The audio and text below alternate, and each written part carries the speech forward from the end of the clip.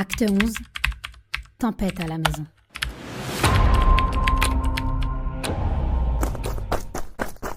Comme chaque jour, depuis maintenant plus d'un mois, Saladin courait pour se rendre au collège.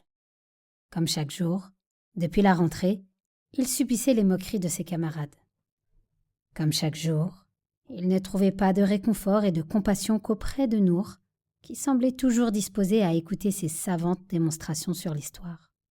Il avait su se faire, momentanément, certes, oublier de Madame Vincent. Momentanément seulement. Les élèves avaient passé leur premier devoir sur table. Après un mois d'acclimatation, l'heure des tests de connaissances était arrivée. Si certains élèves trépignaient d'impatience de connaître leurs notes, d'autres, en revanche, préféraient ne pas le savoir. Les Arabes ont un célèbre adage pour imager les sentiments contradictoires que provoque l'examen. Le jour de l'épreuve, l'homme est soit honoré, soit humilié. Il ne pouvait pas en être autrement. Et il fallait que des élèves triomphent et que d'autres échouent. Ajoutez à cela le malin plaisir que prennent certains enseignants à entretenir le suspense, et vous avez là tous les ingrédients d'un film à rebondissement. Entre ceux qui classent les copies par ordre croissant ou ordre décroissant, l'objectif est le même, se délecter de l'inquiétude manifeste des élèves. Les faire souffrir, oui, c'est cela. Leur faire endurer les pires souffrances. Qu'y a-t-il de pédagogique dans tout cela? Cherchez l'erreur. Les connaisseurs en matière de docimologie, mot barbare pour désigner la science des examens, vous diront que l'évaluation n'est pas une science exacte. Prenez 2 examinateurs, confiez-leur la même copie à corriger et vous aurez des écarts de points pouvant aller de 2 à 15 points sur une même copie. Saladin allait nous faire, malgré lui, la démonstration, par l'exemple, de cette affirmation. Tandis que les élèves prirent place dans la classe, Madame Vincent les scruta d'un regard sévère qui trahissait l'imminence de la remise des copies corrigées. Moins jovial qu'à son habitude, le terme jovial se prête mal au profil psychologique de notre enseignante. Madame Vincent posa sur son bureau le paquet de copies tant redouté. Les élèves chuchotèrent entre eux et s'agitèrent à l'approche du moment fatidique. Les premiers signes d'angoisse se dessinaient sur les visages des élèves. Les plus durs feignaient l'indifférence, mais en apparence seulement. Ce que cachait leur cœur était tout le contraire. Madame Vincent ne se cantonna pas derrière son bureau. Comme souvent, en pareille circonstance, elle choisit de se tenir debout, devant son bureau, pour faire face à ses élèves. Il fallait réduire la distance qui la sépare habituellement des tables. Le lever du rideau approchait. Le spectacle allait bientôt commencer. Madame Vincent se retourna pour prendre le paquet de copies posé sur le bureau et le tint collé contre sa poitrine, à l'aide de ses 2 mains. Elle baissa la tête, un long silence se fit. Elle releva la tête et se décida à entrer en scène. « Bien. J'ai passé de longues heures à corriger vos copies. Ce n'est jamais une partie de plaisir. Entre les fautes d'orthographe, les anachronismes, les cours non sus et les écritures illisibles, j'ai eu mon lot de rire et de colère. Je suis passée par toutes les émotions. Globalement, les résultats ne sont pas mauvais. J'ai classé les copies de la note la plus faible à la plus élevée. Un tiers des copies ont en dessous de la moyenne. Les notes oscillent entre 1 sur 20 et 20 sur 20. Le cœur des élèves battait la chamade. C'était inévitable. Certains d'entre eux étaient au bord de l'asphyxie. D'autres respiraient difficilement. Madame Vincent commença la distribution des copies accompagnée de commentaires plus ou moins désobligeants ou encourageants selon la note obtenue par l'élève concerné. Saladin n'avait toujours pas reçu la sienne. Signe que l'on s'approchait des meilleures notes. Il ne restait plus que 3 copies, puis 2, puis enfin la sienne. Nous voici arrivés à la dernière copie. C'est votre camarade Saladin qui a obtenu, dans l'absolu, la meilleure note. Je dis bien dans l'absolu, car dans un souci de justice, il y a des éléments que je suis contrainte de prendre en considération. Saladin commençait à s'inquiéter. Tous ses camarades avaient reçu leur copie aussitôt leur note annoncée. Pour ce qui le concerne, Madame Vincent semblait émettre des réserves sur sa note. Elle poursuivit. Les réponses aux questions sont justes. Il a le mieux répondu à ce que j'attendais. Il y a néanmoins un problème de graphie qui m'a amené à passer beaucoup de temps à m'assurer que je lisais bien ce que votre camarade avait écrit. Je dois donc retrancher 3 points pour ce problème, ce qui ramène la note à 17. Saladin fut comme frappé au cœur par une flèche. Il parvint à se ressaisir pour ne rien laisser transparaître de son émotion. Ce n'était que le début. Le niveau de langue est très satisfaisant, même trop satisfaisant. Il ne correspond pas du tout à un niveau de collège.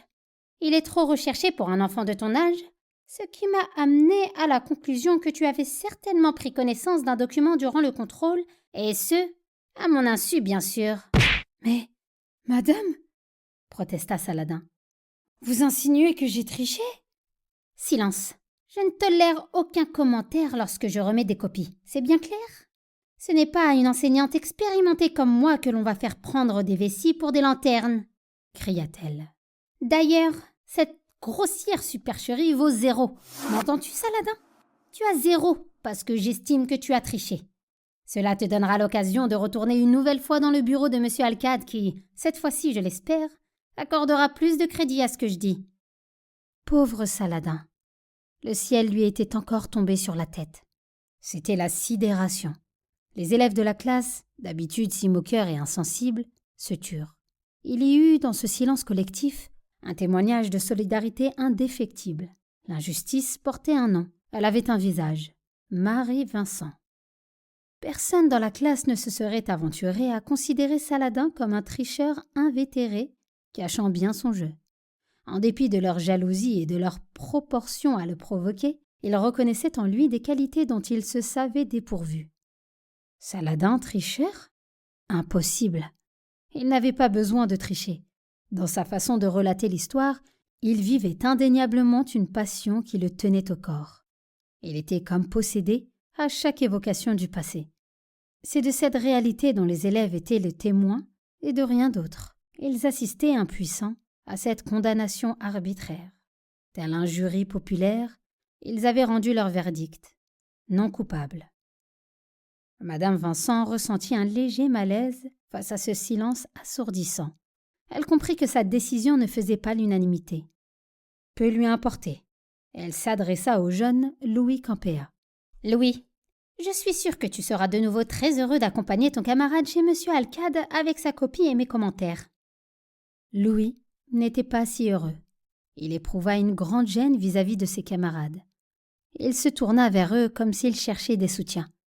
Il ne vit que des regards désapprobateurs. Certains détournèrent même leurs regards. Il ne voulait pas être complice. Louis baissa la tête et osa une remarque.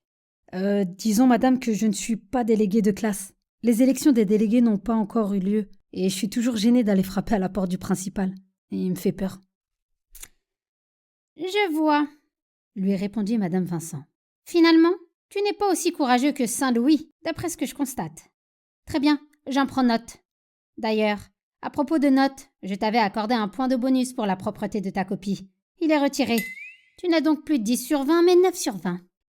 Qui veut remplacer votre camarade pour accompagner Saladin chez M. Alcade ? » « Personne ? Ah, c'est comme ça, » grommela-t-elle. « Vous allez donc me réviser l'ensemble des leçons abordées depuis le début de l'année. Vous aurez une interrogation demain. Quant à la copie de votre camarade, c'est moi qui irai la présenter en personne au principal. » La séance se termina sur cette ultime sortie théâtrale de madame Vincent. Elle réussit, malgré elle, à souder les élèves autour de Saladin. Ce raillement inattendu était un réconfort certain pour Saladin. Cela ne l'empêchait cependant pas d'être inquiet. Un palier avait été franchi avec cette abominable accusation de tricherie. Qu'avait-il fait de mal pour mériter un tel traitement ? Et toujours cet éternel recommencement et cette perpétuelle interrogation. Qu'allait-il pouvoir dire à sa mère ?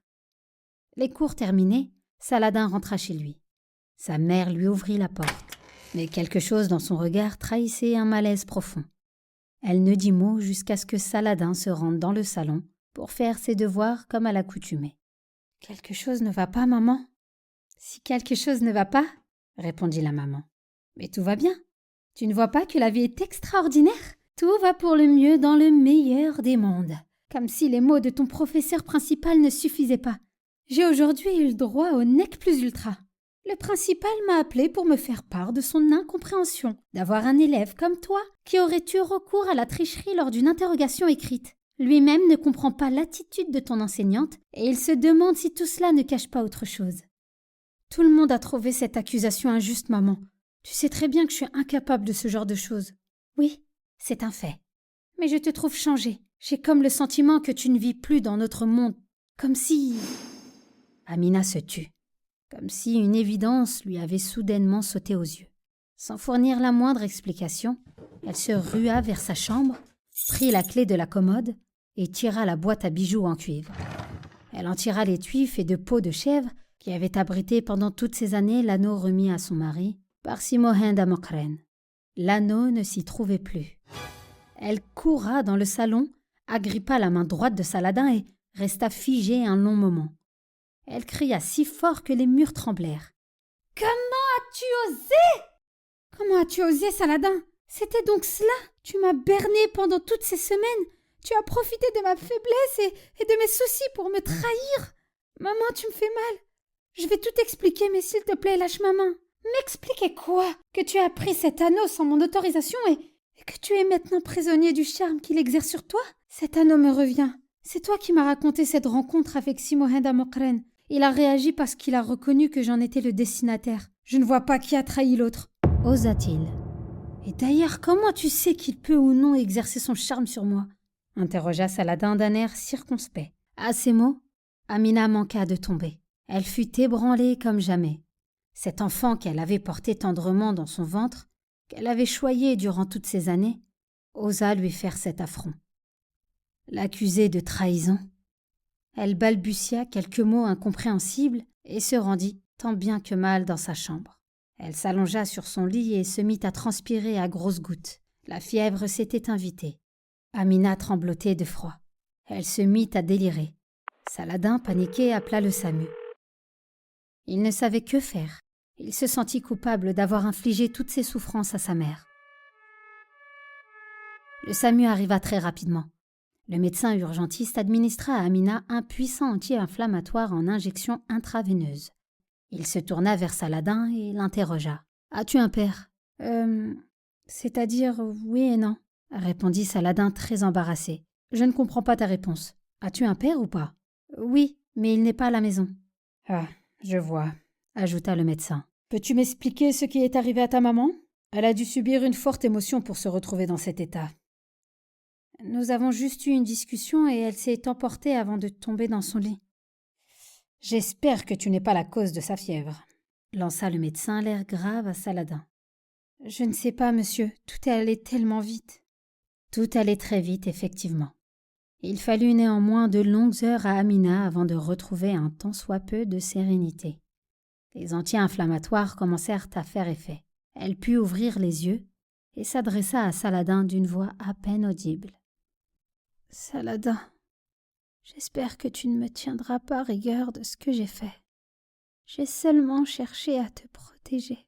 Cet anneau ne nous a apporté que des problèmes. Je t'en conjure, retire-le de ton doigt. Maman, tu es fatiguée, il faut te reposer.